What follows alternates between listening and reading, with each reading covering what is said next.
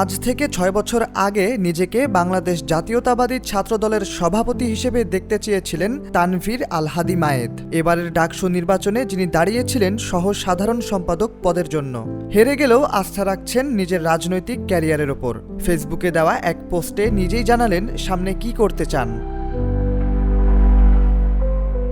10 September নিজের Facebook প্রোফাইলে দেওয়া এক পোস্টে মায়েদ লিখেছেন, এই বয়সে ডাকসুর মতো বড় একটা প্ল্যাটফর্মে আমি উপস্থিত হব আগে ভাবিনি, কিন্তু সংগঠন আমাকে বিশ্বাস করেছে, আস্থা রেখেছে, আমাকে যোগ্য মনে করেছে।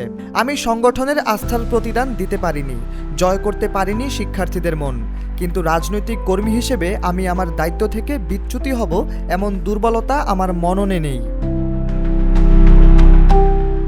স্ট্যাটাসে ডাকসু নির্বাচনে হারা নিয়েও মুখ খোলেন মায়েদ।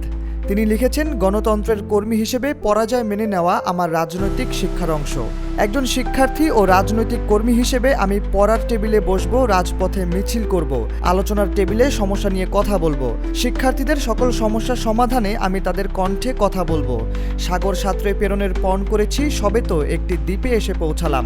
2019 সালের প্রথম বর্ষে থাকাকালে আমাকে প্রশ্ন করা হয়েছিল 10 বছর পর নিজেকে কোথায় দেখতে চাও। ঘোরতর ফ্যাসিবাদের আমলে ভরা মজলিসে আমি বলেছিলাম 10 বছর পর নিজেকে জাতীয়তাবাদী ছাত্রদলের সভাপতি হিসেবে দেখতে চাই।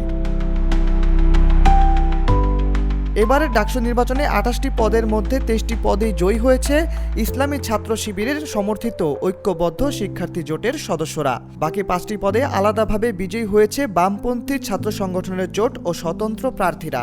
এবারের নির্বাচনে বাংলাদেশ জাতীয়তাবাদী ছাত্রদলের পক্ষ থেকে প্রার্থী দেওয়া হলেও কোনো পদ পায়নি তারা।